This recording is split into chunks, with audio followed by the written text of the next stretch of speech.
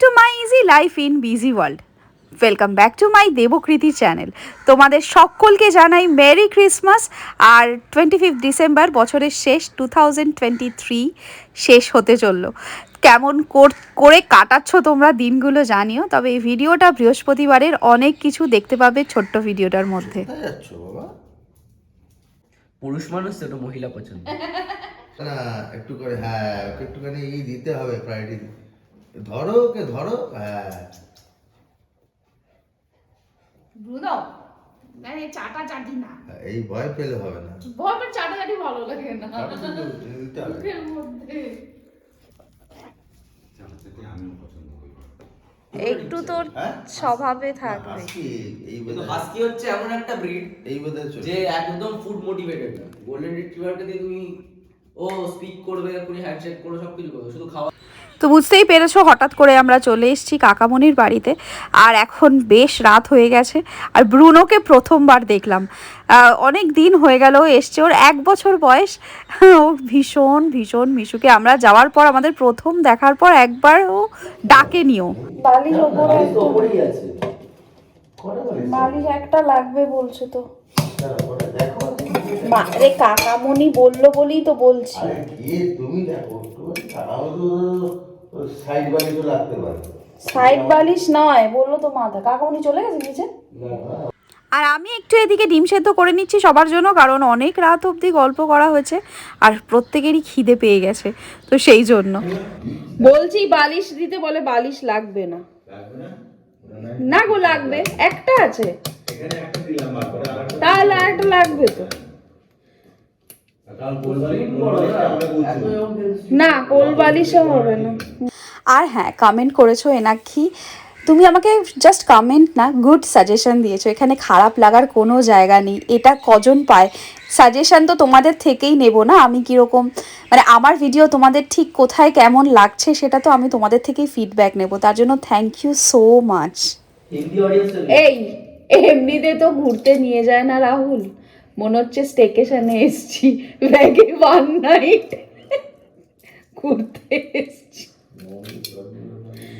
বাবার জন্য একটু মনটা খারাপ হচ্ছিল, ওকে দিদার বাড়ি রেখে গেছি, মানে আমার মায়ের বাড়ি। ব্রুনোকে দেখার খুব ইচ্ছে ছিল আমাদের সকলের, কিন্তু ওর আগেই আমরা দেখে ফেললাম। ও মানে অনেক দিন থেকে ব্রুনোকে দেখার জন্যই আসার প্ল্যান করা হয়েছিল স্পেশালি, কিন্তু যাই হোক হয়ে ওঠে না আর কি। আর আমাদের সবসময় প্ল্যান না এরকম হটকারিতার মধ্যে থেকেই হয়। তো যাই হোক এখন আমরা তো গল্প করব অনেকক্ষণ রাত অবধি, তাই জন্য গল্প করার এই যে এনার্জিগুলো নিয়ে যাচ্ছি। আর এইদিকে ব্রুনোকে দেখো, ও নিচে শুতে যাবে না, ও নিচে শোয়, কিন্তু ওকে ঠেলে ঠেলে নিচে পাঠানো যাচ্ছে না, কারণ আমরা এসছি যেন আমাদেরকে কত চেনে ও। তো যাই হোক কোনো রকমে তো নিচে নিয়ে গেল কাকামণি, কিন্তু ওপর থেকে আমাদের আবার আওয়াজ টাওয়াজ শুনে ও শোবে না, বারবার চলে আসছিল। তো মা কাকামণি বললো তোরা একটু আস্তে কথা বল। তো যাই হোক এই হচ্ছে অবস্থা। এত ফ্রেন্ডলি না, ও একবারও ডাকেনি আমরা যখন ঢুকেছি। রাহুল আমাদেরকে রাতের বেলা গাড়ি চালিয়ে উড়িয়ে উড়িয়ে নিয়ে এসছে হিল স্টেশনে। 2টো সোয়েটার চাদর পরে কলা আর ডিম,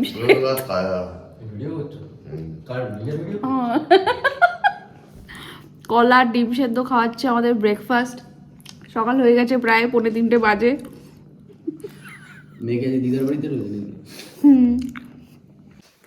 একটা এমার্জেন্সি কারণে আমরা রাতের বেলা এখানে এসেছি। তো বাবাইকে মায়ের ওখানে রেখে এসেছি, জাস্ট বৃহস্পতিবারের পুজোটা দিয়ে উঠেছি, টিপ টিপ পরেই চলে এসেছি। তো যাই হোক এখন বাজে রাত 3:30, 3:30 বাজে, 3:30 বাজে। তো এখন শুতে চলে এসেছি। কালকে সকালবেলা কাজ আছে 9টায়,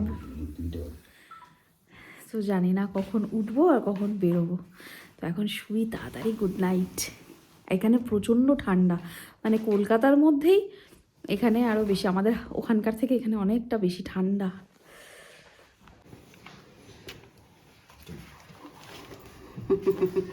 যাবো না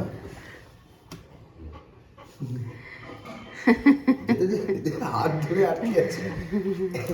বাবা স্নান সকাল সকাল কমপ্লিট হয়ে গেছে, আর এবার আমরা বেরিয়ে যাব। আর এই দেখো এসে গেছে উপরে। জাস্ট এলো, আমি অনেকক্ষণ এসেছি। আর এখন বেরিয়ে যাবো, কেন কি বাবাইকে নিয়ে আসিনি, কাজ বাজও আছে। আমি জাস্ট চুলটা ওপরে একটু রোদে শুকিয়ে নিলাম আর একটু আঁচড়ে নিলাম। রোদটা এত ভালো লাগছে, আর ছাদটা দেখো একবার তোমাদের দেখিয়ে দিই। তো চলো বুনো,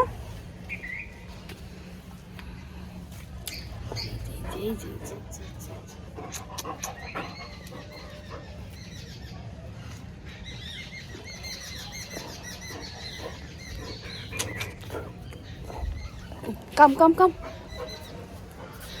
আয় আয় আয় আয় আয়, চল চল চল চল চল।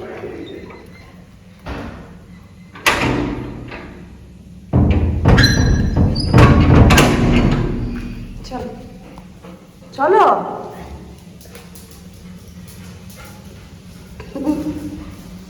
বাবা কি স্পিডে নামলো, আমি তো নেমেই উঠতে পারছি না।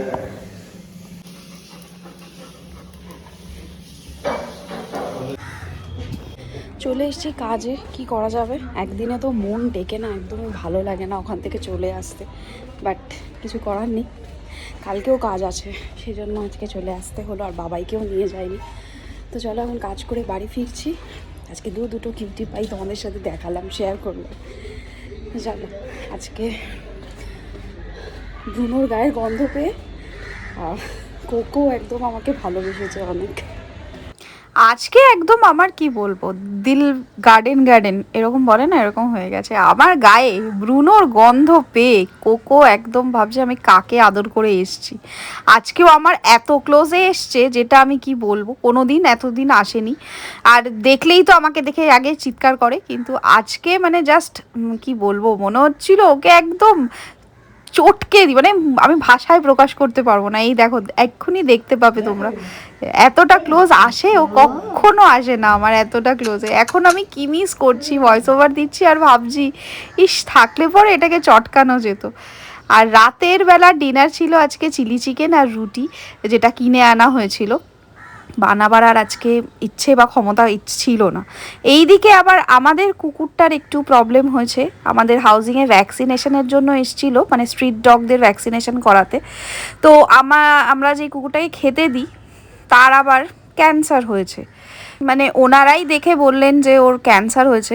তো কিছু ওষুধ রাহুল ওদের থেকে কিনে নিল, আর বললো মেটের ভিতরে ঢুকিয়ে দিতে। তার মধ্যে আইভারম্যাকটিন ছিল, আরও কিছু ওষুধ ছিল, আমি ঠিক নাম জানি না। আর বললো এখন ওকে নিয়ে যাওয়া যাবে না, যেহেতু বাচ্চা ছোট, বাচ্চাগুলো একটু বড় হয়ে গেলে ওকে নিয়ে গিয়ে 2 কেমো দিয়ে দেবে, তাহলে বললো ঠিক হয়ে যাবে। তো এই আর কি, একটু খারাপ লাগছে। তবে হ্যাঁ, ওষুধ খাবে কি না সেই নিয়ে একটু চিন্তা হচ্ছিল, কিন্তু খুব ভালো মতনই খাবার খেয়ে নিয়েছে, প্রবলেম করেনি। আর ওনারাই বলে গেছেন যেই টাইমে আপনারা খাবার দেন তার একটু পরে দিতে, তাহলে প্রবলেম করবে না। তো সেই জন্য এই ওকে নর্মাল টাইমেও দিলেও যা খাচ্ছে একটু পরেই দেওয়া হচ্ছে। তো যাই হোক, রাহুল এই জন্য ওষুধগুলো আর কি মেটের মধ্যে ঢুকিয়ে দিচ্ছে। তো এই হচ্ছে ব্যাপার। তো কদিন বেশ ভালোই কাটলো। তোমরা ভিডিও দেখো, কেমন লাগছে জানিও, শেয়ার করো নিজেদের বন্ধু বান্ধব আত্মীয় স্বজন সবার মধ্যে। আর সবাই খুব মজা করো, ভালো করে বছরটা শেষ করো।